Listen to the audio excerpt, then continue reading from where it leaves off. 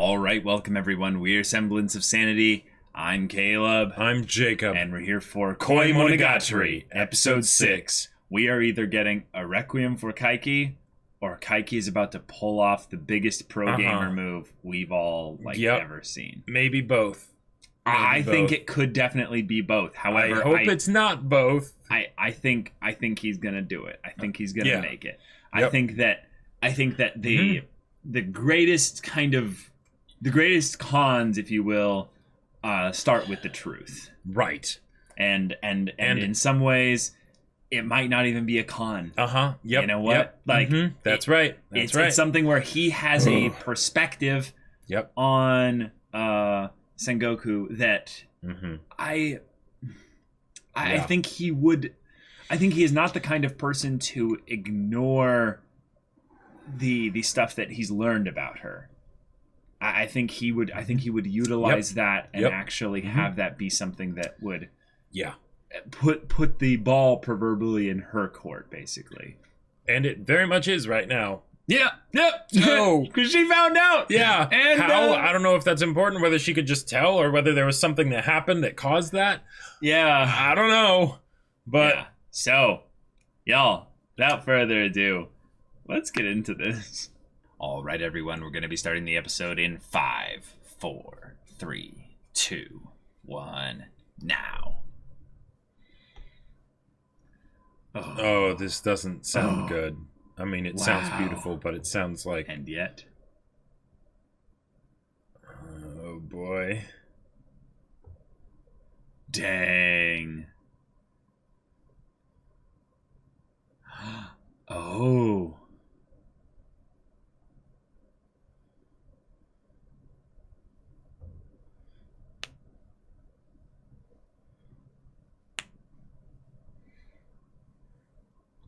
Wow.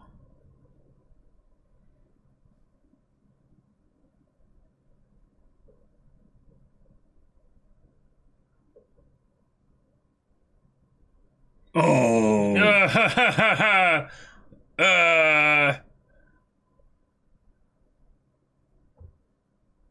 Holy crap. This is amazing. Wait.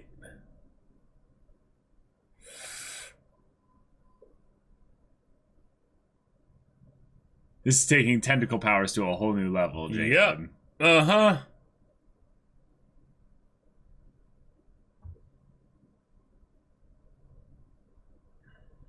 Wow. All right. Okay.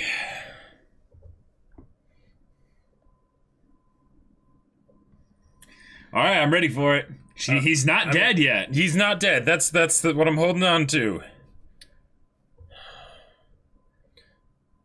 And he's telling this story, so maybe that's the proof we need. I think there's a lot of little things that actually give a little bit of evidence that it could go either way, but specifically with a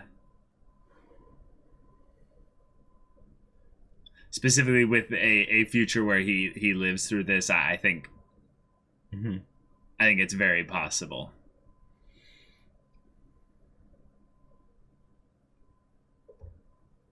Da, da, da, da, da.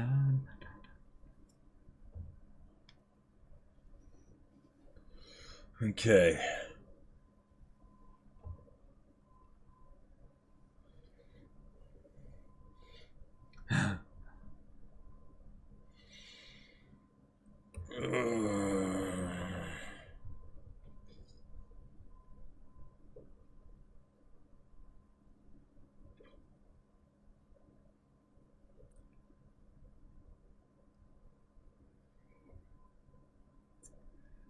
Okay. Part 6. Here we are.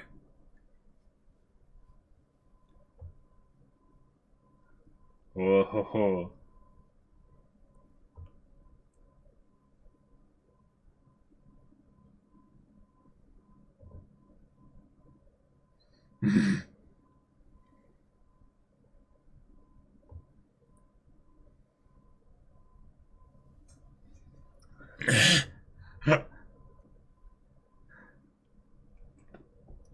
Wow. Okay. Yeah. Oh. Oh.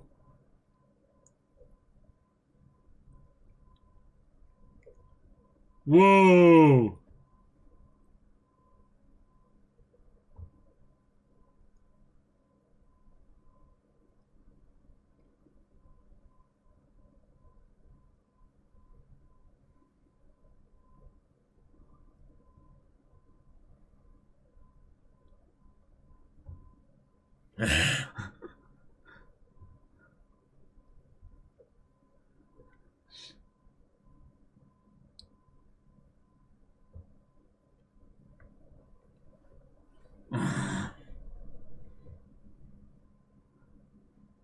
Hmm.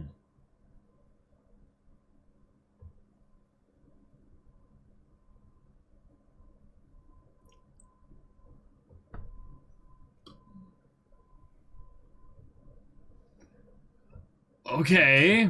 Hmm.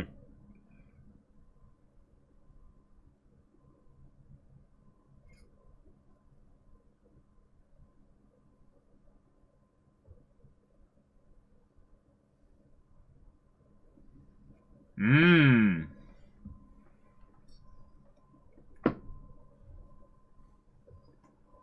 Oh. Sure. Nice. I like this.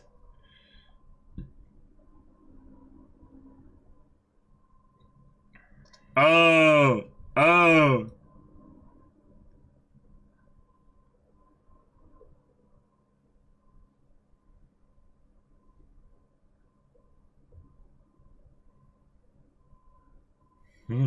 Interesting.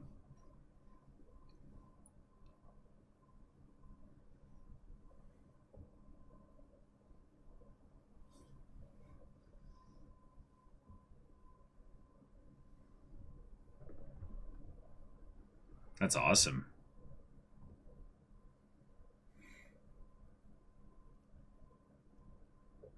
Yeah.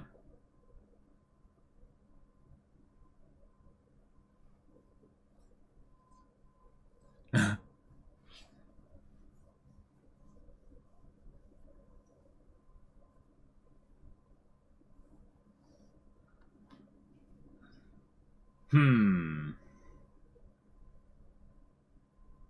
Okie. Okay. Oh.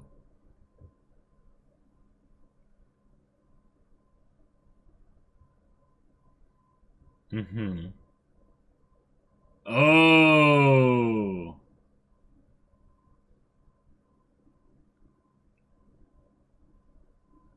Wow.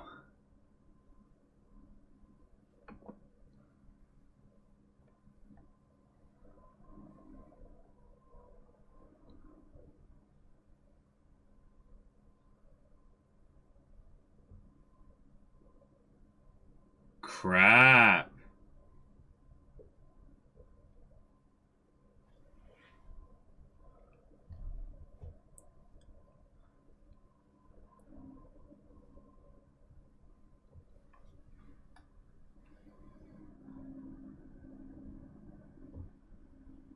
Yeah. Uh.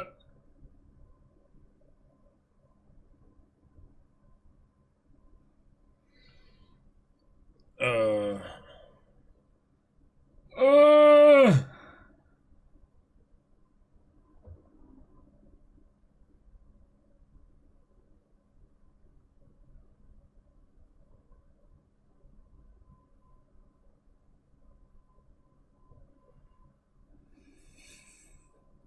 Jeez.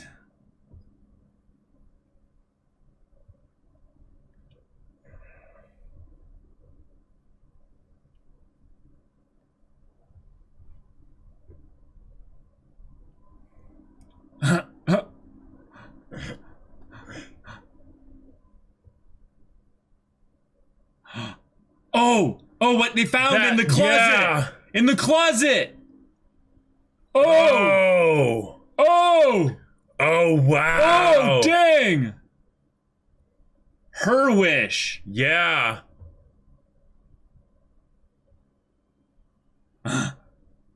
Wow. Whoa.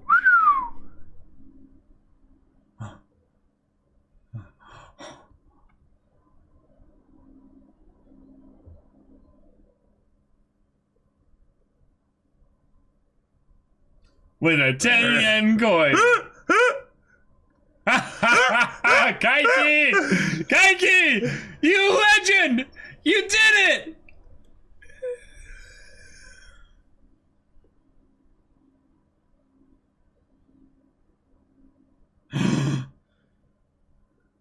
Whoa!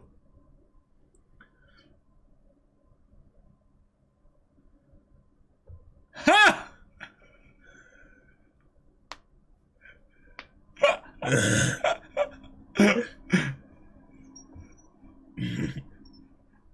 Oh, she's just unraveling at this point.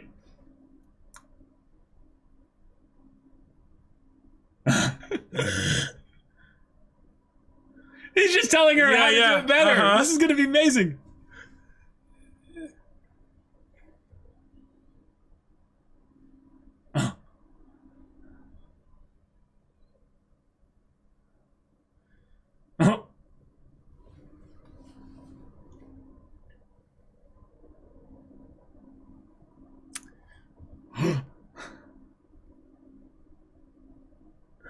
Oh. Yeah. Yeah.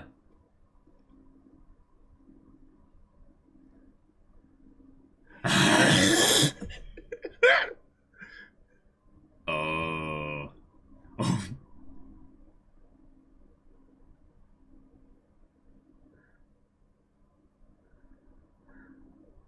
Whoa.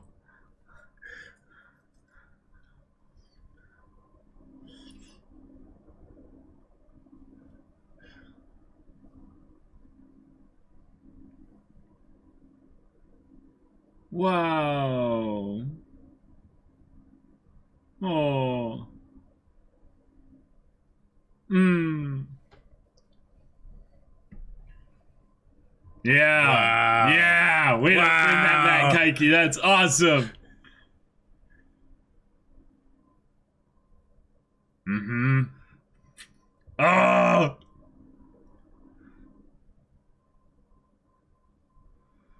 Oh, the cat's cradle, yes!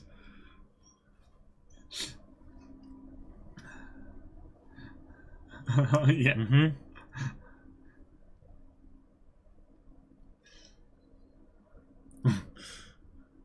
God to blow. Yeah.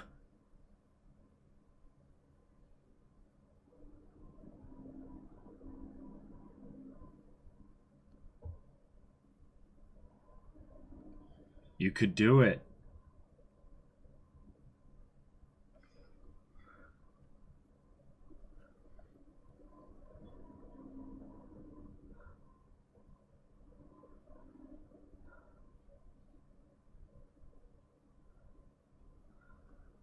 Oh. Yeah.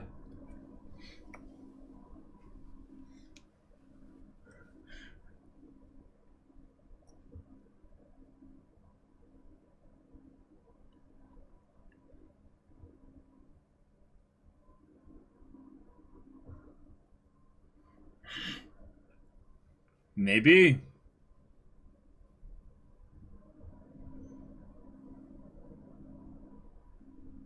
Oh. Yep. Mm-hmm. Yep. Very true. Oh. Uh-huh. So you'll never be happy. Uh-huh. Wow.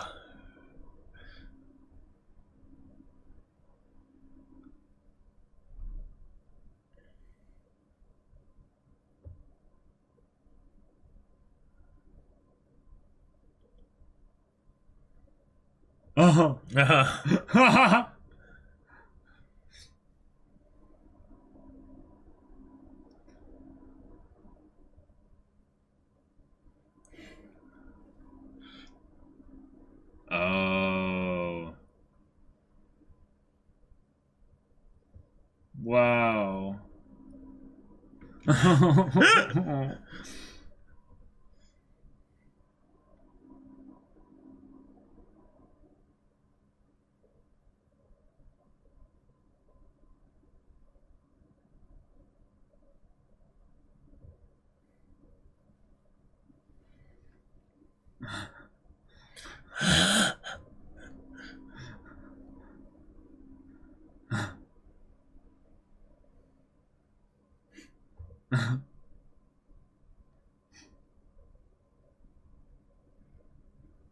Wow. No. You know it's not true. Mm-hmm.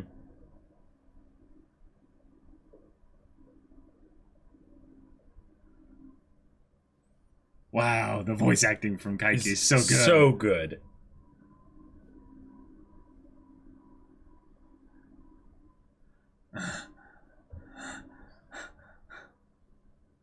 Oh, jeez.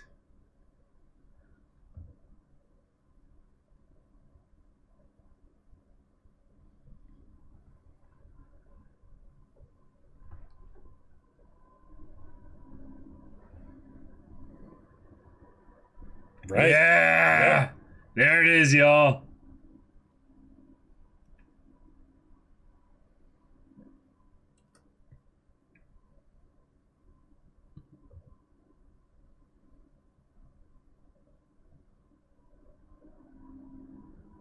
Yeah.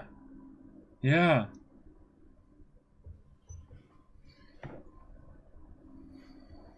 Hmm.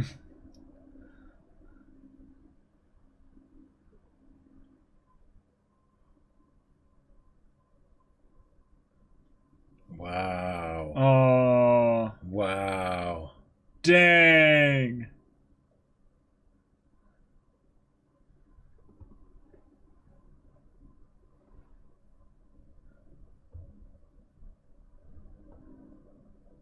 Whoa. Whoa. Wow.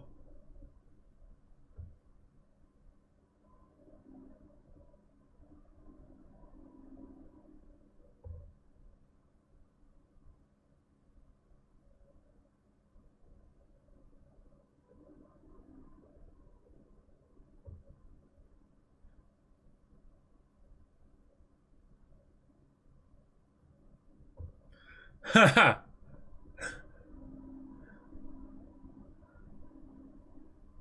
Dang.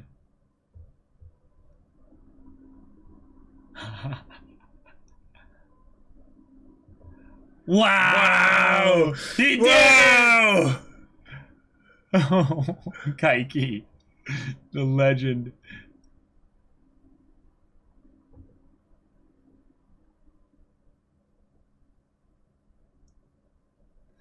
Wow.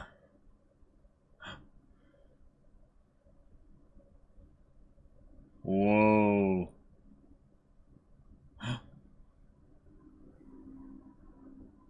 Oh, wow. Mm-hmm. Wow.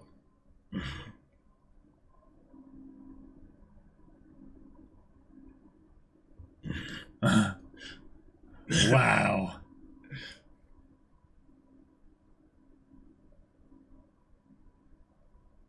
Hey. Wow.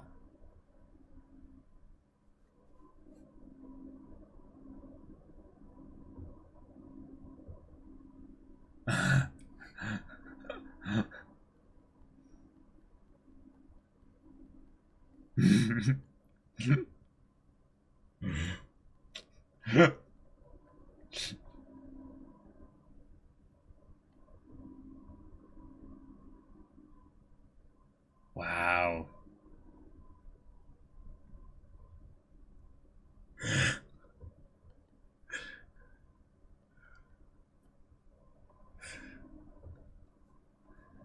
Ah. Ah. Wow. Wow.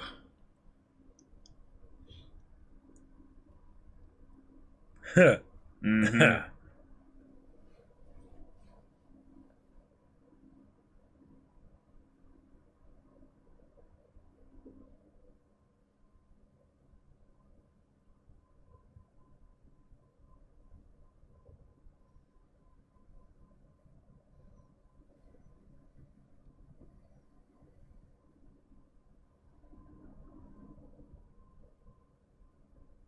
Oh. Wait. Oh.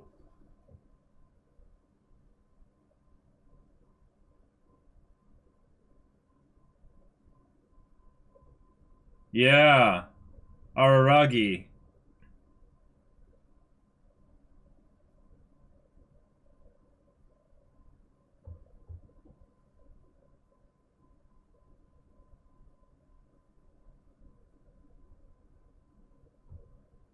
Whoa.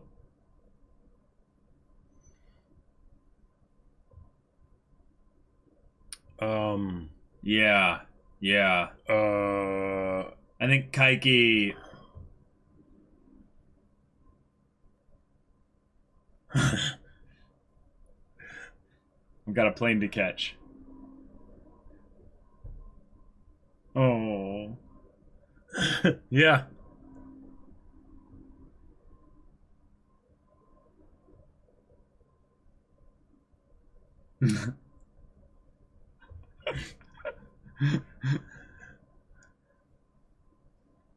Wow. Wow.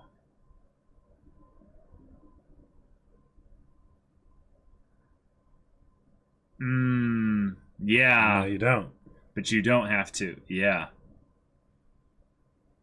Mm-hmm.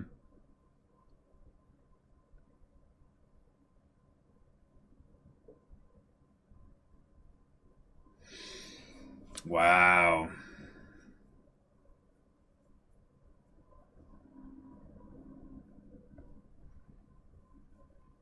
Okay.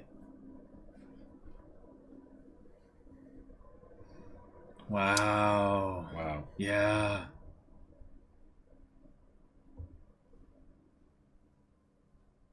Oh. Something like that.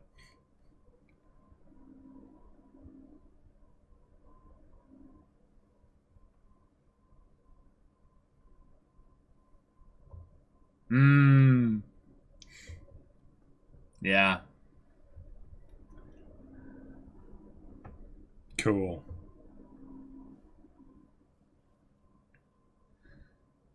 Isn't that life? Okay.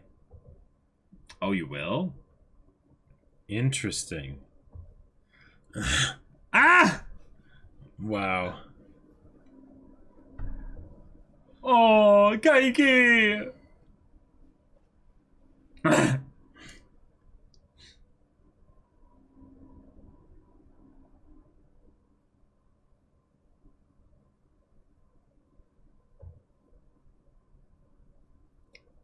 Ah.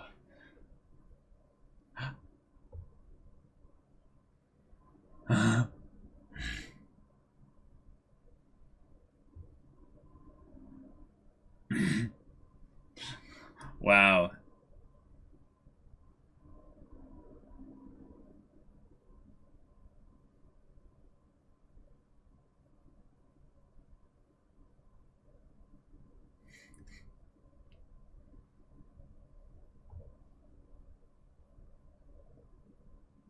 Wow. Dang.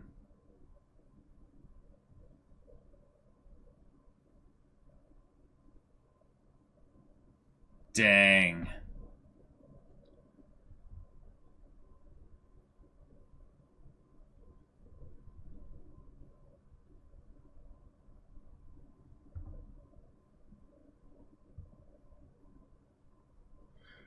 Oh, Jeez. awesome. Oh, that's fantastic. Wow.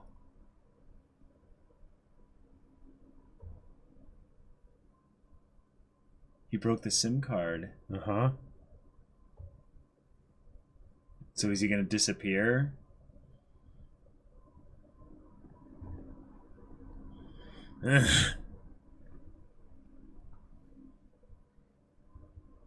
Hey, yeah. Hmm.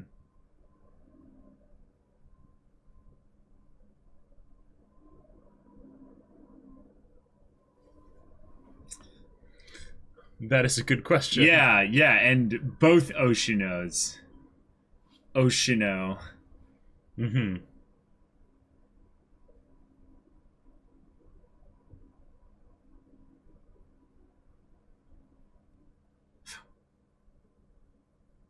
Oh! Oh!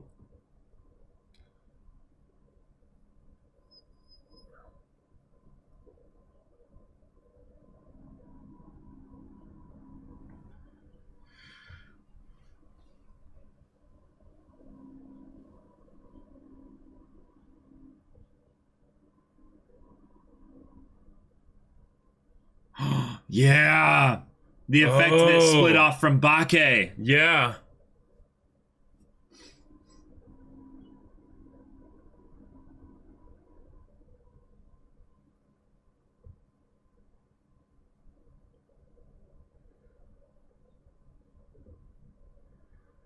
Whoa.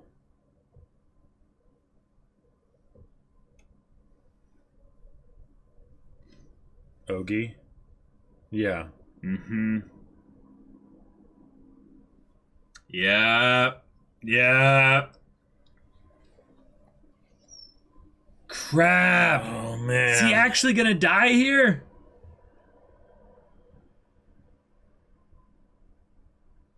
Oh.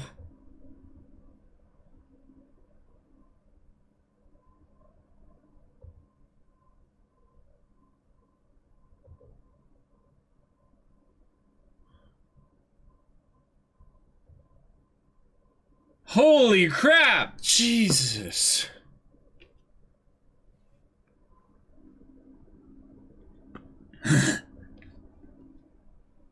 Oh! Okay. The series' second season is over. Wait, what?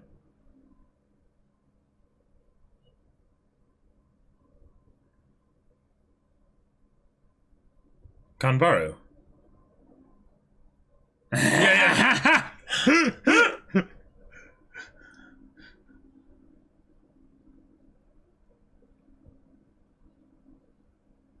Okay. Wow. I have no words in the immediate sense for how I feel about this arc as a whole, other than it's probably one of my favorite in Monogatari. Yeah, same here. It was so good. And as a finale goes, yeah, it's up there with the greats, you know, as far as this Monogatari arc finales. This was really good. Yeah, Kaiki as a character is one that we got our taste of in Nisei. And we kind of knew at least the little bits of his character here. But this one gave us a good kind of not reintroduction, but a good reestablishing of what his character is about, what he wants, and who his ties in this story are towards. And they utilized all of them for some brilliant storytelling.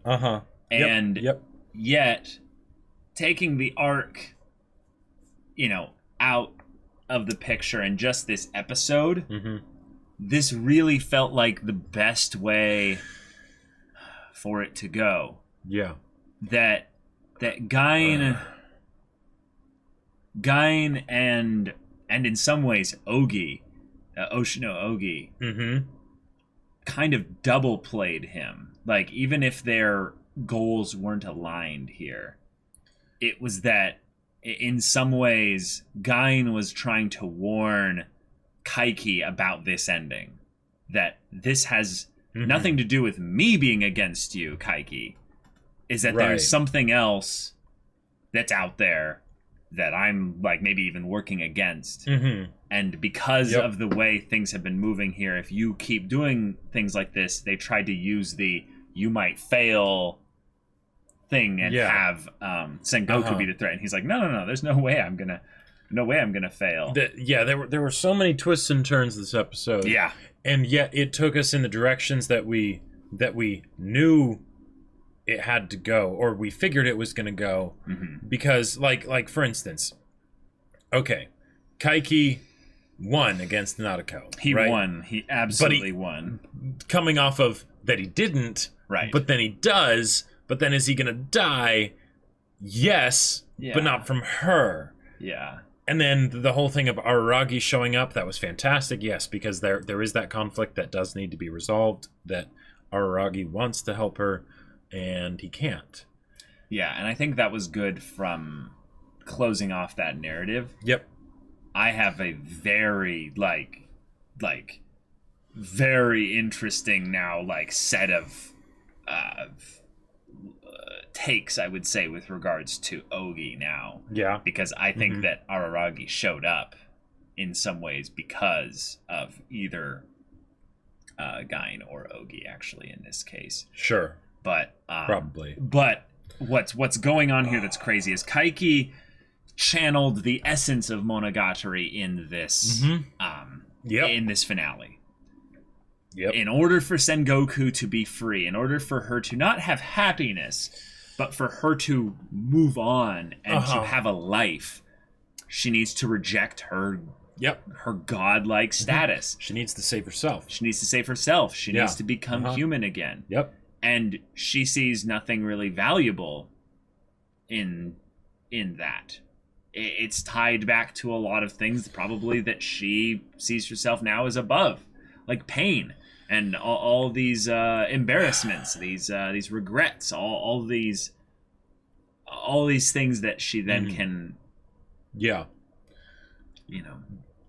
There was so much this episode, like because I feel like with Monogatari, it strikes a perfect balance between bringing up things that were in the past and recontextualizing them, so that you understand what they truly mean and all that stuff, but then also having things that are that that there's meaning to them, that there's there's a way that this all makes sense even if you can't get it fully in the moment. I feel like when him and Senjigahara were talking, there were just layers upon layers of plenty of stuff there, and I feel like I got some of it, but then it's also one of those things where only on rewatch will you realize or start to realize just how much layers there were. I like the mechanics of the conversation, and that Kaiki quickly established what needed to be said. And when he realized that she was focusing so much on the lies, well, he has the ultimate lie already hidden in his pocket there, and he's like, wait. And what do you think that makes you? What are you talking about? You've never told lies? Your whole thing that you've got hidden. You've been deceiving everyone the whole time. This was something rather interesting. There's a lot of moments in this conversation where it seems like Nanako attributes things to Araragi. Even though it has nothing to do with Araragi. There's a part where she says, she said that she hated me. She said she hated cute brats like me. Let's see, who said that? Who was it? Was it Koyomi Oni-chan? It's wait, she? No. And then he's like, that's Senjigahara. I just know. That's totally the kind of thing Senjigahara would say. But then I'm like, wait a minute. Didn't wasn't there no point actually where they had actually interacted other than the phone call? Other than the phone call? I believe so. So that's something that her headspace is not in the right place because she attributes almost everything to Araragi. There's a huge part of the conversation where she's focusing on how much there has to be someone to blame for all of this. And is any of that really my fault? I hate being like this. And then she reveals her maddened logic, quote unquote logic. And then he just goes, that's not true. In the end, even after becoming a god, just like before, just like back, your environment swings around you every which way. Everyone praises you for calling QQQ. They praise you for calling God, God, God. You're nothing but a doll, past and present. And then Kaiki has this really vulnerable moment here. I love this. It's that's where a woman I knew was different. And I have to assume this is who he lost in the car accident, right?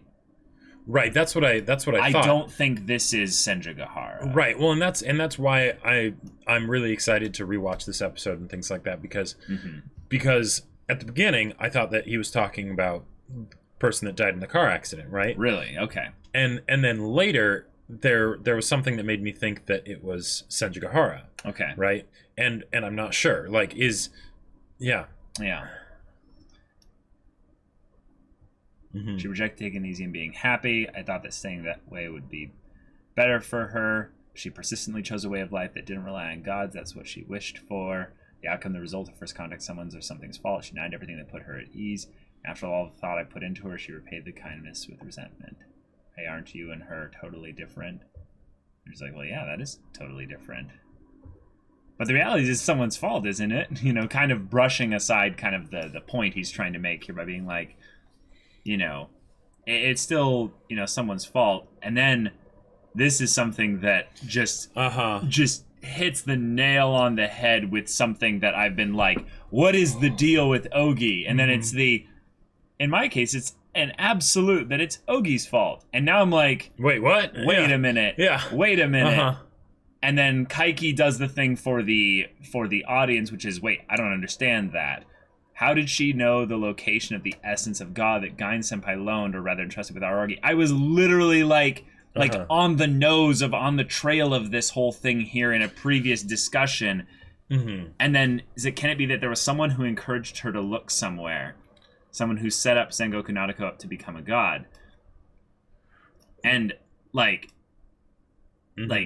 this is really... What I'm curious about is, because we went back like fairly recently and looked again at that conversation with Ogi, and I don't think maybe there was something there, but I don't think there was something there that specifically mentioned. Well, I think it was that it was at Aragi's. Well, I don't think it was that it was literally her pointing that out. I think it was that there is something that led to the situation happening, scenario happening. Right, because she helped convince her to have that blow up at school and everything. And I think the other big thing is that it led to a situation where Araragi and Sengoku ended up having their emotional, kind of tense moment there. Because what I thought it was, and I could totally be wrong about this, but I thought it was the snake bracelet, right? That was what told her eventually that it was at Araragi's. So if that's the case, does that mean there's some connection between Ogi and that? I feel like that's wrong, but I feel like I'm probably misremembering things. I feel like we can trace everything back to Bake. I think that's the point. Is that if you look back probably to the Sengoku Nadeko snake, shrine whole bit there. In fact, I almost want to just go back and rewatch it there because I feel like everything could be traced back to that as far as, working it backwards. Whereas probably when you look at it for the first time going forwards in time, there's not really any way to, connect that because Ogi isn't even a... Right. Kaiki isn't even a thing back then. Yeah, right. Exactly. So I really want to look back at that as a way to recontextualize things.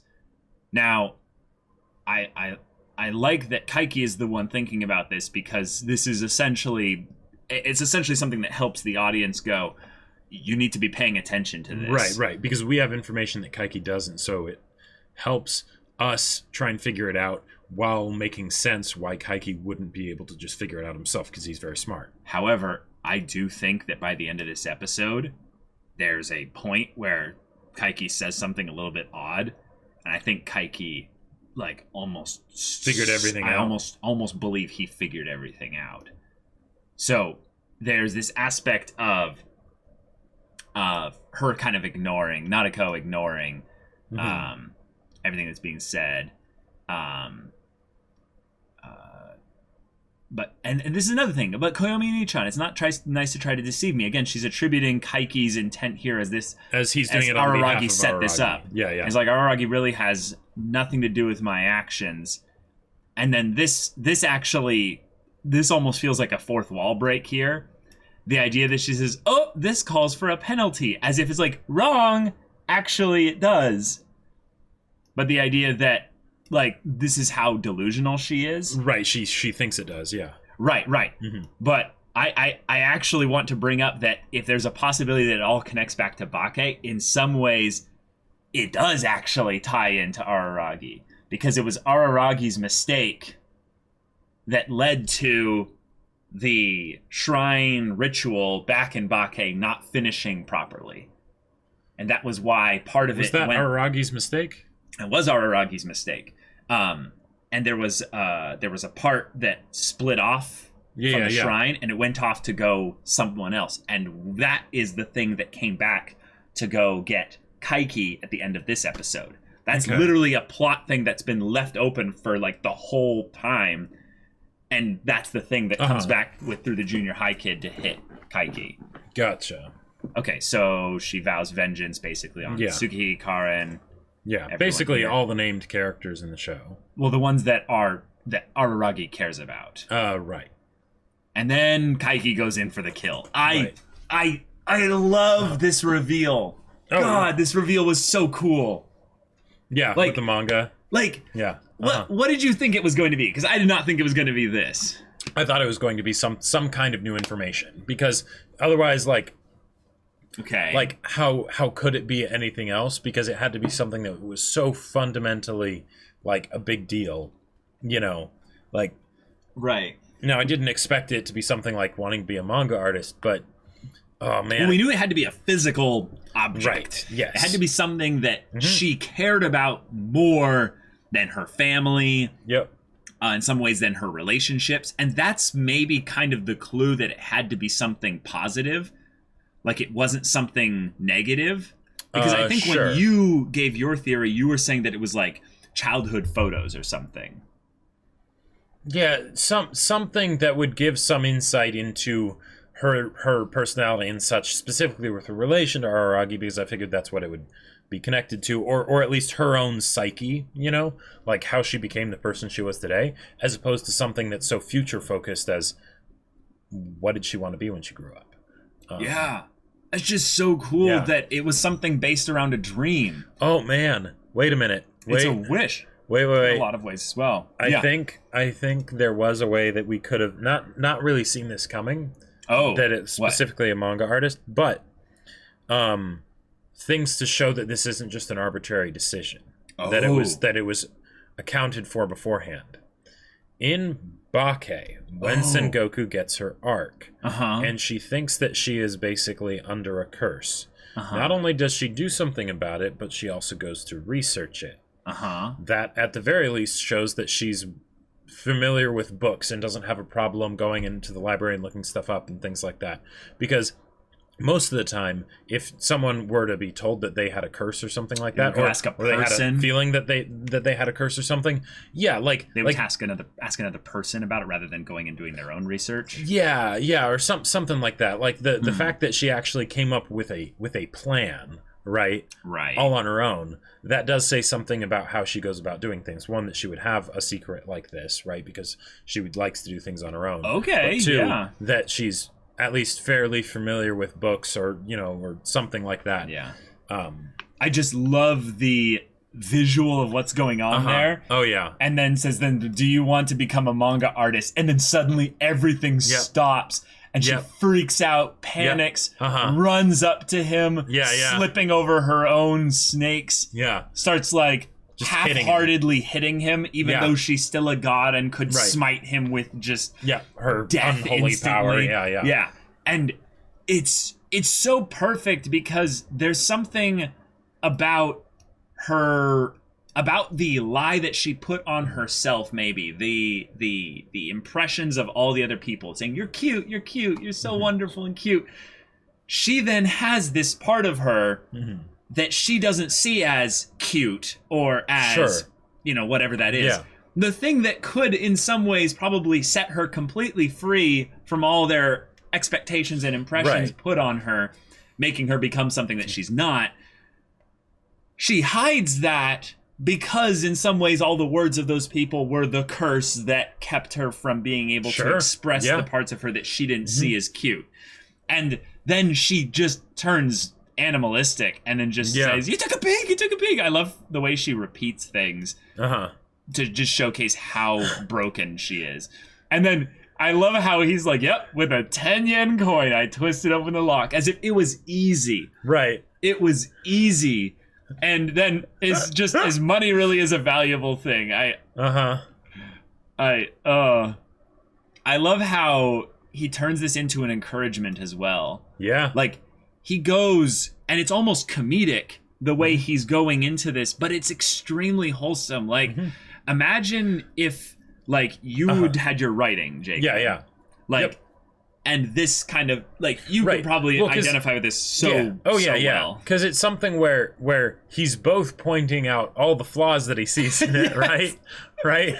And yet he's expressing admiration. He's what being was with honest. That melt your brain opportunistic romantic comedy? He's being honest here. Yeah, exactly. He's not lying at all. He's never told a lie in his life. Yep. And now he never will.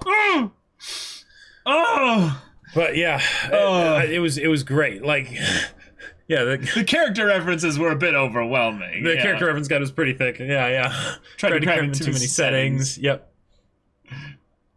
And the way she's like, I'm gonna kill you, and then I'll kill myself. I'm like, I could totally see someone doing that. And then he's like, Muda des, you know, like, you never really thought about it. Those parents, they're gonna open that closet someday. Yeah. If you're not here, you know, then they're gonna see it. Yeah. But hey, if you stop being a god and go back to your room as a human, you can just destroy all your manga, you know, with your own 2 hands. Yep. And then your problem's solved. What right? I love about this is that he's doing 2 things with that statement. One, he's doing the whole thing of, well, then it's in your best interest to turn back into being human, right? Right. Because of all this care about the manga stuff, right? And you're embarrassed about it and everything. Yeah. But then 2, he's also saying, so that you can destroy it with your own 2 hands. He's basically saying, well, yeah, so you're going to destroy it because you hate the idea of that, right? Right. There's nothing about it that's positive for you, right?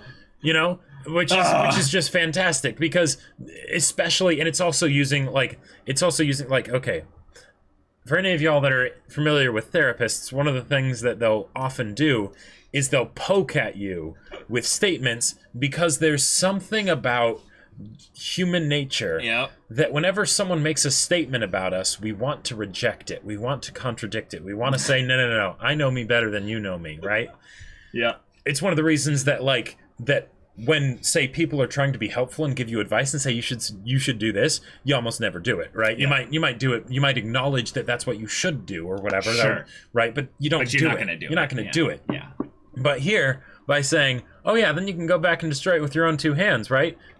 Because you're totally going to do that. It's a genius bit of reverse psychology. There's no worth to that stuff, right? Right, yeah. Yeah. It's so good. It's wonderful. I love him talking about wishes here, saying your real wish isn't something you tell others, not even to a god. The idea that... Something that he said just a few episodes earlier. Yeah. And last episode. And just that's something that he knows for himself, and that's something he would never share. And I think about the way that Monogatari uses the exploration of a certain character's problem to reveal things that apply to a lot of other characters as well. And in some ways, this is something I see that could apply to a lot of other characters, in that there are things that characters really want. And they'll sometimes be desperate and beg another person to be able to do things for them. Yep. But your real wish, your deepest wish and desire, that's something you're not going to tell other people. Yeah. That's something that will, probably be held deep, tight, close, to your chest. Yep. And just acknowledging that everyone has something like that means that, know that just because someone, like Senjugahara, for instance, asks Kaiki, practically begs Kaiki to do this. This is something that is an important thing for her, but there's probably something even deeper than that, just because it's not something you would tell others. Yeah. I love it. You must be happy now that you're a god. You must be having fun. But it's not that you wanted to become a god, right? Yep. I loved I knew that the cat's cradle had to come back. And I love that he didn't use it as a thing to teach some lesson. To teach something. Yes, he's basically proving his point about how she is not happy. She is not having fun. She is not enjoying this at all.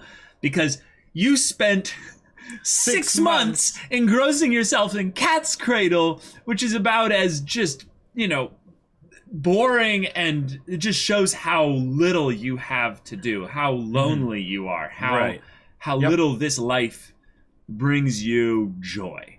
And even if it was something sluggish like being a manga artist, that would still be far preferable, right? Yeah. Yeah, I love that he continually just said the obvious. He said the truth to her. Yep. And she's beating him with her fists and her feet or what have you because he's right. And it's painful to hear the truth like this sometimes. And yet in some ways I think he cared enough about her, just enough to where he had to do it this way. Yeah. So that's fantastic. Oh yeah. That's fantastic. I love how then the rest of this ends up being a lot of him convincing her that she can do it. Yep. And it's something that, it's not something guaranteed. You don't know, it's not something that it's going to work out or what have you. I loved his line of creation is an embarrassing process. It's like, yep, it is. Yep. And then he goes on his monologue about money and why he loves it so much. I loved the, you can buy happiness. And then we showed the...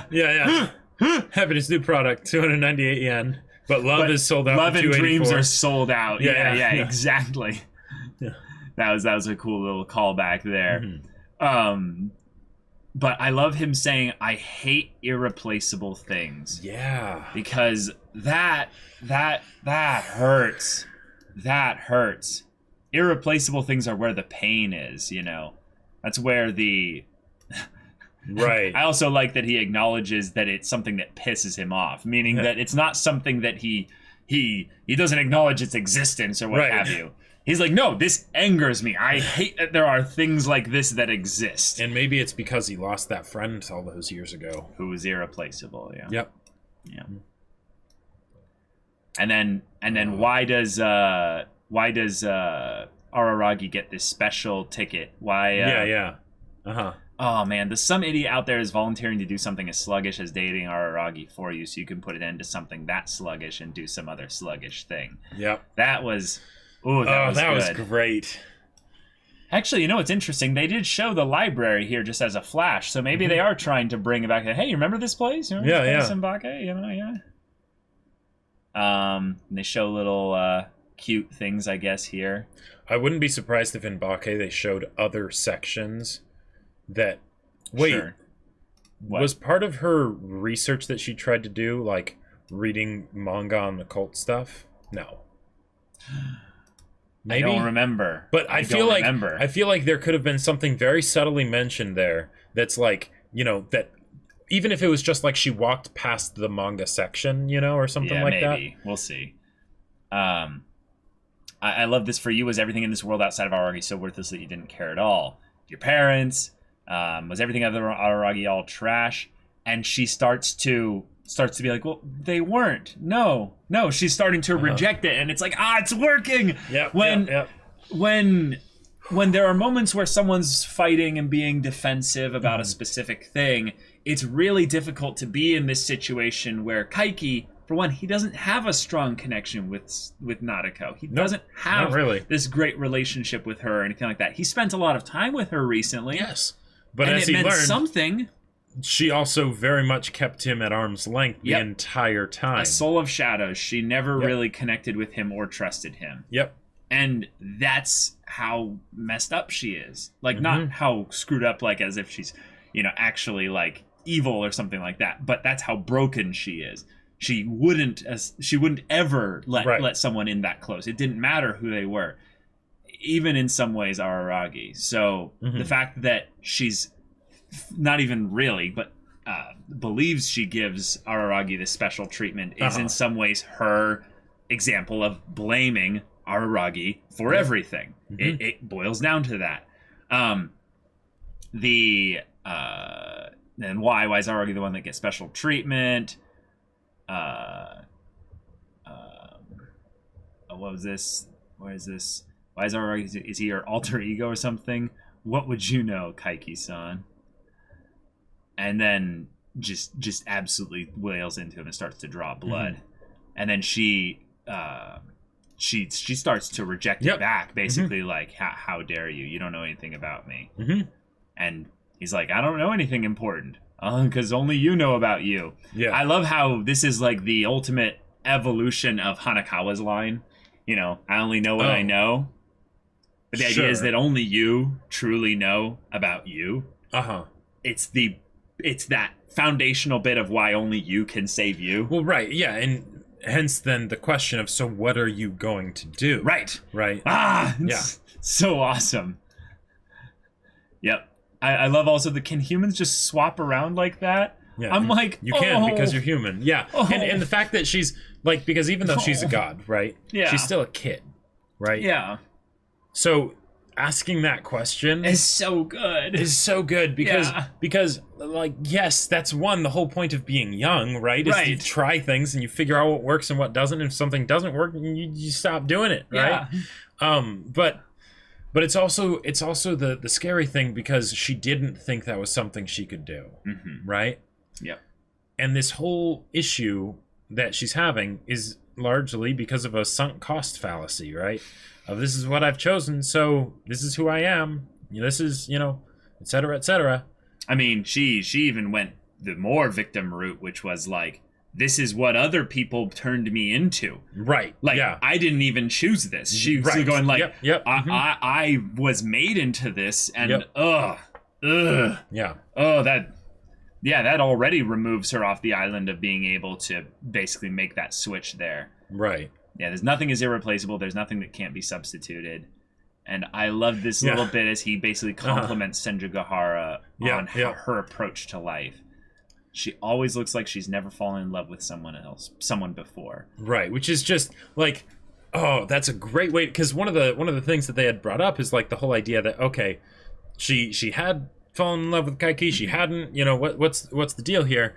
And instead of it being something where she's like deceiving Araragi or something, right? Yeah. It's that no, that's how she approaches everything. Every single time, it's a new day. Yeah. There's no such thing as these past hurts, because this is the first. Yeah. I love how she says, I think it would be a waste to toss aside being gods inside the fortune of becoming one. But there are people who are called gods of manga, right? Maybe I'll become, if I feel it's a waste, I can become one of those, right? And he's just like, yeah, sure. Yep. Yeah, absolutely. I love that in that respect, it wasn't actually her. I mean, this is a weird part to bring up here, but when she collapses, she's still a god. Yes. Yeah. It was actually the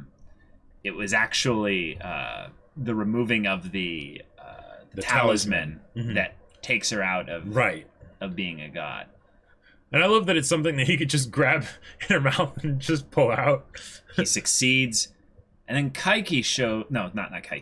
Araragi shows up and he's like, Kaiki, why are you here? Yep. And then Kaiki immediately goes into deflection, but also kind of telling the truth too, because he's telling the truth, but this is the Kaiki version of I've never told a lie. Right. From a certain point of view. A certain point of view. Yep. Because in some ways, yes, you were asked by Gain. And then he brings up, I would say, probably the genius bit of the whole aberration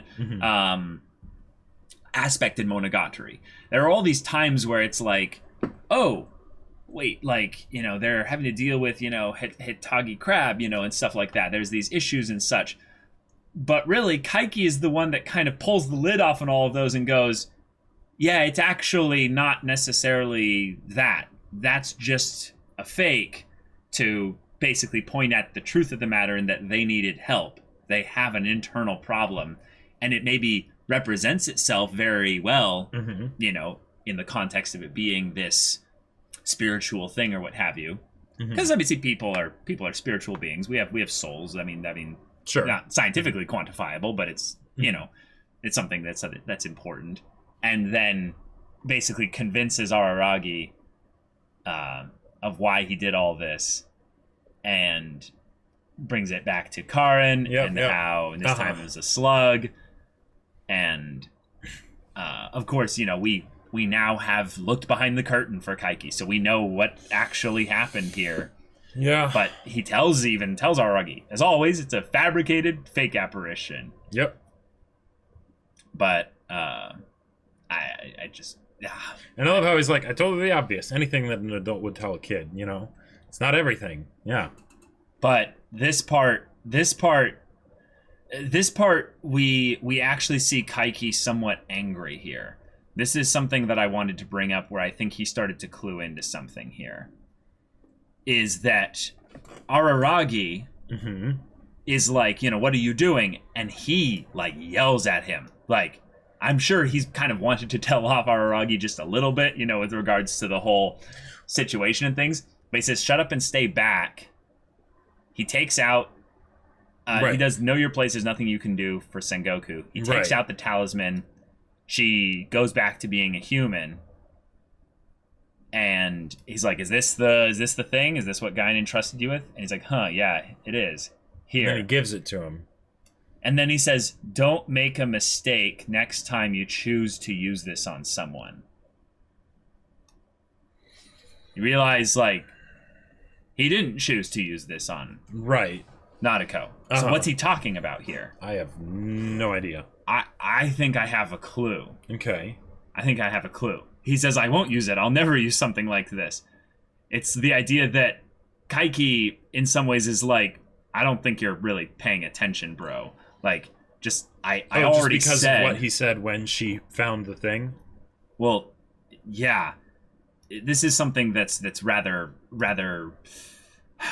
fascinating, is that Araragi as a character is one who is the main character, and it's pretty obvious from the standpoint of looking at the story and the grand perspective that he hasn't solved his problem fully yet. He has made lots of growth, though.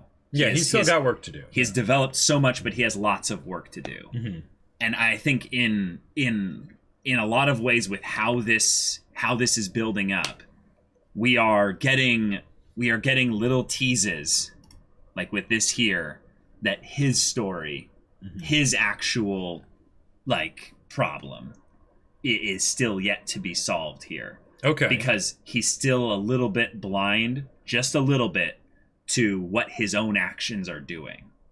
Sengoku, I think, is the perfect example of that, where it was Araragi not really paying attention to what he was doing that actually led to this situation being situation happening. Well, and also realizing that he can't do everything, right? There's what he's doing unconsciously, right? But also just the idea that sometimes, the whole thing of other people need to save themselves. Yeah. So sometimes you get in the way, Araragi. And I wanted to bring up we got to wrap up the discussion here, but he ends up bringing up that you can't do anything for her. You're gonna make her useless if you're in this situation here. There's a lot of cool stuff that happens with Kaiki here, but then once he says goodbye to Senjigahara, Kaiki has that moment. It's like, hey, well, Senjigahara's like, did you really think I was in love with you 2 years ago? And his little moment of I freaking care, and it was like, at least I thought you did. And then she's like, I see. Then I deceived you just to my liking, so that he would help her in that instance there. And then she says, from here on, be careful of bad women. That's about the most pointed, obvious foreshadowing about what's going to happen in the next 2 minutes. Oh, I thought this was all Senjigahara's version of saying, I care about you. Take care of yourself. Yes, I think that is it as well. No, I agree. Don't think about me. Yeah, you can totally forget about me and all that stuff. And take care. I do care about you. Yep. And then he drops the jab of, and you make sure you don't forget to sign the letters that you send. Yeah. That was so great, figuring that out. I was not going to figure that out. Which is a great way to think about it, too. Like, because, of course, that would be something that Senjugahara would do, right? Because she understands that that's how Kaiki is. So, yeah, try and push him out, and he'll stay. Right. And the person, and the reason why we thought Gain was because Gain should know everything about. Right, but Guy never asks anything twice. Exactly. So they basically said there are only two people that know Kaiki extremely well. The one who knows everything and the one who has the past with her. Yep. And if Guy doesn't do things twice, it was Senjugahara. And then he breaks the SIM card for... his phone. Yeah. Which is him basically, I'm saying, like, disconnecting from that whole situation there. Which is also unfortunate because that means that there's... Yeah. Yeah. Yep. And I love him figuring out potentially why the 3 million yen was done, given to him, But she knows that he's about to be killed, and that will console him because he's going to hell, and if money works in hell, good thing I have some cash on me. Yeah. Yep. Yeah, him thinking about Oshino, I find to be rather interesting, considering how Oshino Ogi calls herself Oshino Ogi, and potentially this whole situation here at the end is something relegated to Oshino Ogi. Yeah. It's almost definitely is, yeah. Right. But it's just like Ogi said, you really were back, you con artist, because of you. And this is the... Yeah, did he get inflicted with reverse curse? This is the thing from Bake that's finally basically been reestablished here. Yep. Maybe he's the root of all evil, the junior high kid who enchanted Sengoku with this charm. But then he says, I resolved the letter, but the Shadow's identity wasn't exactly resolved yet. Right, so that was probably Ogi, and then she told the kid, and that caused this to happen. Right, and he says it wasn't the junior high kid here. Right. And I think he has enough sanity to shadow someone else. Well, yeah, and then, wait, didn't he mention, someone else? Yeah, Ogi, who's that? Yep. So, Yep. I don't think Sengoku is the final boss, y'all. No, although, one thing that they could potentially... okay, is the flash forward in time at the end of the Koimonogatari where Sengoku's there, is that something that's still going to happen? Or is that a debate? Because she could theoretically be re-put into that state, but I don't think they would because that's something that's already been resolved. But if that's the case, then does that not mean anything? I think what that was that was from Sengoku's perspective, because that's what Otori was. Sure. That was what she wanted it to be. Okay, yeah. Because she was like, and if we had these people here, we would have a full cast. Full cast. The idea that she's like, this would be my wonderful dream, that you all would come to me. Sure. Everything's about me, and then I would just obliterate you all. But how things are here, this sets up almost pretty definitely that Ogi is definitely the final boss. And this is the big kicker here. All of this with Sengoku is, in my opinion, something that if we look back at the beginning, one of the first impetuses of actually bringing things about in a negative way is her connection to Araragi. That connection screwed everything up. Araragi... Everything in her arc or everything in the show? Everything in the Bake arc, specifically. The way this started, basically. Oh, wait. That I'm drawing things back to the original bit, probably my least liked arc in Bake. Okay, but specifically the Nadeko bit in Bake. Right. Okay. And then here, later, she's still blaming Araragi for everything. And yet there are multiple moments where it's like, wait, no, she actually blames Ogi. And then Ogi is actually very much specifically manipulating things here. So I want to know what's the connection between Araragi and Ogi. Like that conversation that Araragi and Ogi had in the classroom. Right, well that's in the future and they didn't show them actually meeting, so maybe him meeting Ogi is something that's going to happen later. Like way later. Sure. Maybe that was the Kanbaru arc. Yeah, I think it might even be later than that, but I think that was the key to whatever will be the final boss bit. And in some ways, when I think of a final boss for Araragi, as far as like actually dealing with the overarching main story of Monogatari, it has to be something tied to him. It has to be something tied to his own progression problems. And right. So, okay. All right. Guy and I have a little bit more of a positive opinion of after this episode. I don't know. Guy feels a little bit more like an ally rather than a. But damn, Kaiki's dead. Kaiki is actually dead. I don't. Yeah. I don't like that at all. Like it's a cold world without Kaiki in it. Yep. Like, live on, best girl, in our memories. So, y'all, this is a pretty long discussion and such, but this was a fantastic arc. Oh yeah. Thank you so much for watching the reaction and discussion there. Kaiki, I'll never forget you. Best girl. Hey, they're clearing out the cast slowly but surely. Hachikuji, now Kaiki. Yep. Like, I'm worried now for Kambaru. And Nadeko in a lot of ways because Araragi shouldn't and have Nadeko seen as her well. Again, so yeah. Yep. So, y'all, thank you so much for watching this episode's reaction and discussion. If you want to see the next episode's reaction and discussion to whatever the next arc is going to be, go check out the link in the description below for our Patreon. You can get on early access there, and any level of support gets you access to our Discord, where you can chat with us and the community there about this show, about anime in general, and you can also talk with Jacob about the book that he wrote. Yes, I wrote a sci-fi novel. It's called Battle Lines. It's really cool, and it's on Amazon. Link in the description down below. It's in both hardback and ebook. Go check it out. Yeah, so if any of that interests you, we'll see you there. But until then, we're Semblance of Sanity. I'm Caleb. I'm Jacob. And we'll see you all next time.